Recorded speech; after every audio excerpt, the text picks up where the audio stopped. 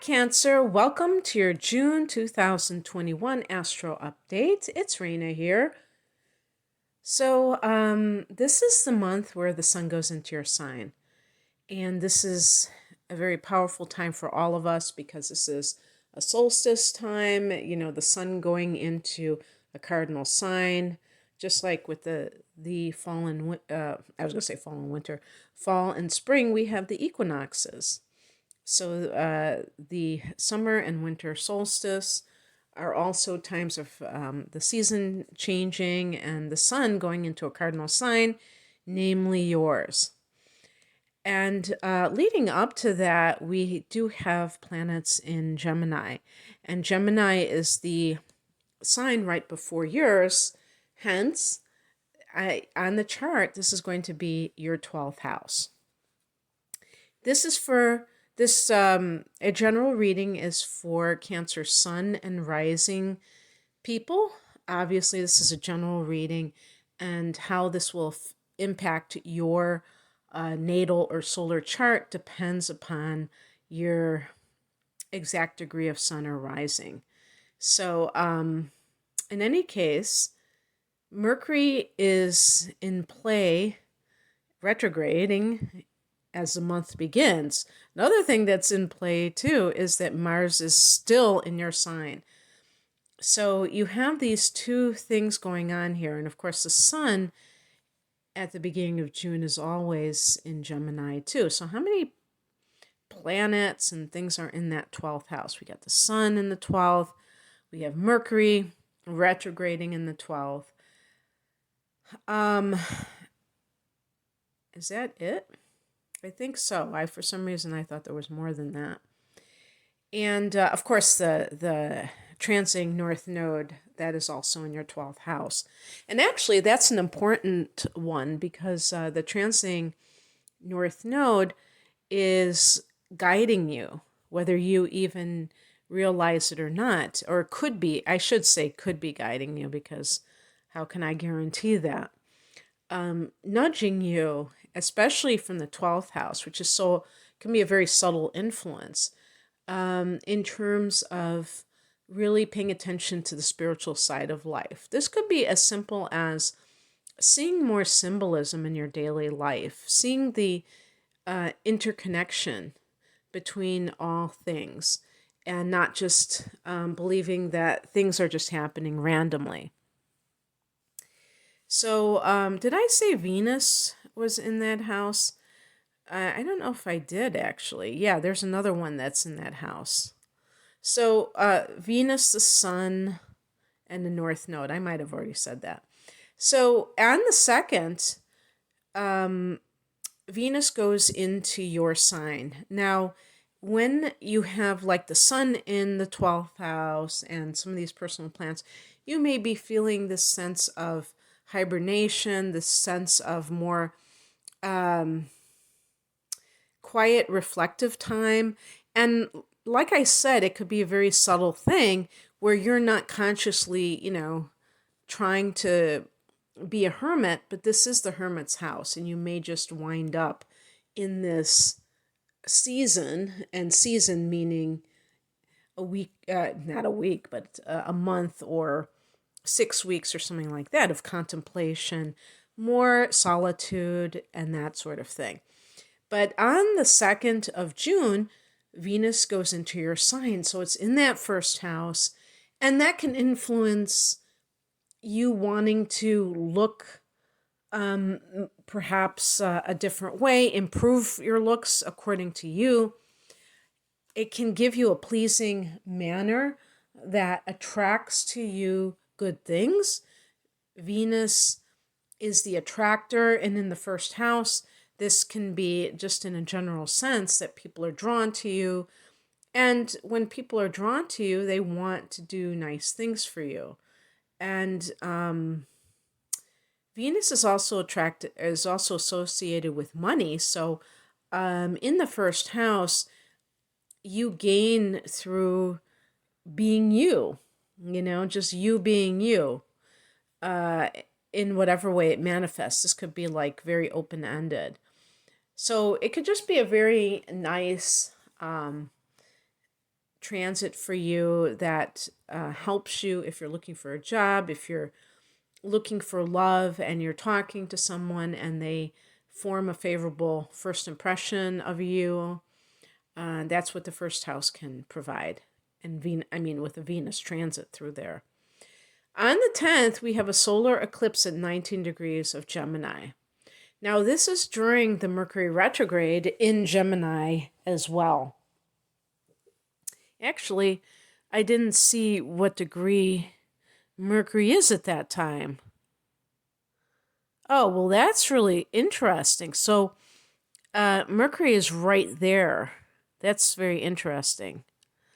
Mercury is at 20 degrees at the time of that solar eclipse. Wow. So, this is 12th house stuff.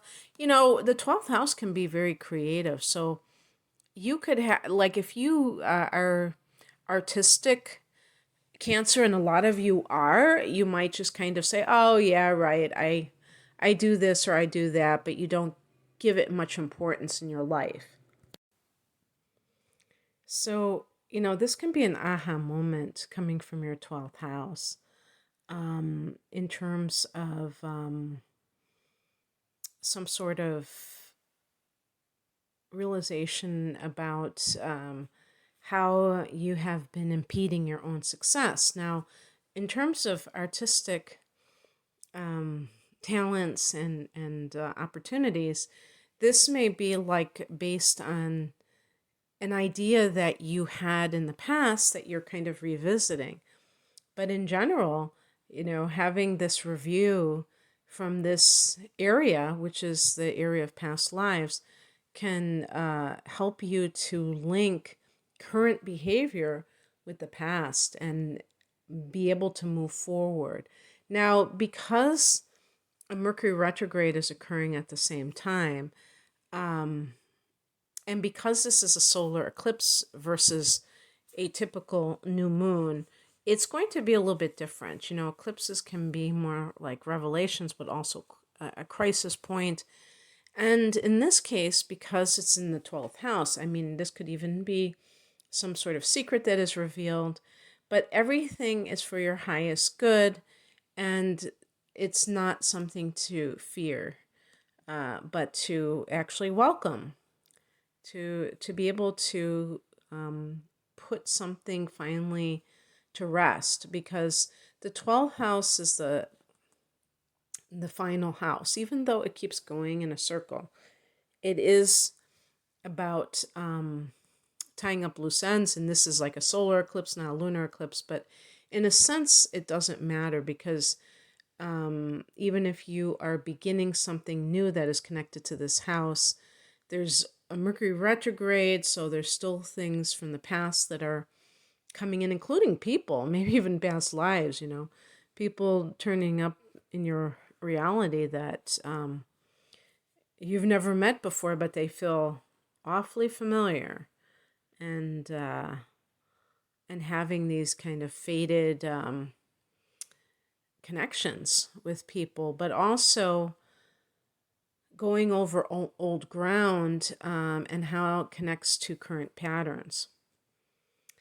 So this is now that I think about it, it's a pretty intense month because of this solar eclipse, and also because, for you have still Mars in your sign until the 11th. And so you are already kind of being very assertive or aggressive. Oh, there goes my kombucha. I don't know if you can hear that, but it just, I'm surprised it didn't just spill over the place. But anyway, I'm not going to edit that out, so enjoy. So you might feel that sense of, I don't know, it seems like Mars has been in Cancer longer than I would expect, but I guess it's just because it was in the whole month of May, and this is only the 11th, so 1/3 of the month of June. And then it goes into your second house of earned income in Leo, and that gives you a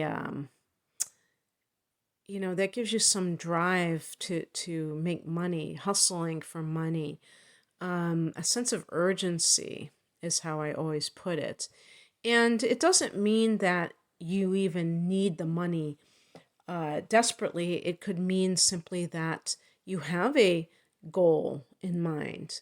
And for those people, for instance, that want to be doing something of the creative variety, you might feel like I need to have X amount of money saved up so that I can just be free to get my artistic career off the ground without having to be pressured financially. But when you have Mars in this house, you probably will be pursuing this money situation enthusiastically. You're not going to be kind of um, you know, disinterested, but you might have a lot of energy behind it. On the 20th, the sun goes into your sign. This is the summer solstice in the northern hemisphere, winter down under, and this is a very powerful time. Um, the light has either this is now that I think about it, being in the northern hemisphere, it's like it's hard not to think it's all downhill from here. And then I start getting paranoid in the last week of June, and I say, oh, I can tell we're losing light already. I just get obsessed with it. So anyway, I can't believe, as I record this, that it's only about a month away, and then we're going to have, just less and less light. But because it seems like it just is getting warmed up, and then we start to go down from there. But I really think it's a magical time of year, the summer solstice where I live. And it reminds me of Midsummer Night's Dream, that sense of everything, the flowers, everything being at their height, and just that sensual quality of a sultry summer day, and just the all your senses engaged in what's going on, everybody outside and enjoying themselves. So yeah, some of you are having your solar return in July, some of you in June. Happy birthday to all of you. And this is, your solar return, but the official one is when the sun is on the exact degree of your degree of birthday. And that might not be on the same day, depending on what year it is. It might be one day before, one day after, something like that. On the 24th, there's a full moon at 3 degrees of Capricorn, your opposite sign, opposite house. Many of you may be feeling this more in the 6th house of work and health. And for those that do, this can be something else coming up, maybe some revelation at work, some kind of promotion, but for some of you, disclosure about something. And, perhaps you had been working overtime at work, and then, there is the because you were kind of showing your stuff, you get a promotion or something like that. For the rest of you, that this is going to fall in the 7th house, this can be a time of deciding to commit permanently to somebody, whether it be marriage or a domestic partnership. 7th house is committed partnership, but there are different levels to that. Not everybody who is committed is also living together. For some people, this is the final straw. And that will be good because you may have been working on a relationship for years. Pluto has been in this house since 2008. And in addition to that, Saturn has come through this house as recently as, I think, was it this year that, no, it was last year until December, like from July to December, I guess. Time is completely upside down for me, so I have to really think about it when I'm talking about timing. Yeah, so Saturn was in that house for several years, so you may have worked on a relationship that is just, it's time to put it to bed and just kind of move on with your life. And you will feel a sense of relief, Cancer, when that happens. I'm not saying this is happening to everybody even people who have a rocky relationship. There may be something that comes out at this time if you're, trying to hash things out with somebody and work things out. Maybe you are already in marital counseling and then the other person, brings up something that they had to get off their chest, and it can be quite important for the future of the relationship. On the 27th, Venus goes into Leo. And this is your second house of earned income. This is the house that Taurus. This is the house that Venus rules in the universal chart. And therefore, it's a place of, it could be a place of financial gain for you because you have the double Venus energy here. And so attracting money may be easier for you at this time. And of course, you might not know this, but there will be a new moon here in August, and the sun goes into this house a month from now, towards the end of July. So Venus in the second house can be when you buy a luxury item because you just, you have the money, so why not? Cancer people, I think overall you tend to be frugal. That's going to vary. Some of you who have more Leo in your chart, you may be a lot more inclined to spend because you just want to live in a way that maybe lets other people know that you have the money to spend, that you just want certain things, the finer things in life. And also, some of it could be a little bit of it could be ego, but some of it's also just wanting the best of the best. The second house is also your self-worth, so that might be increasing for some reason. So that would be nice. Okay, that's what I have for you, Cancer. I hope that you enjoyed this. If you would like a private reading, please click on the link below to see what I have, the double reading specials and other readings that I also have. Have a great month. Take care. Bye.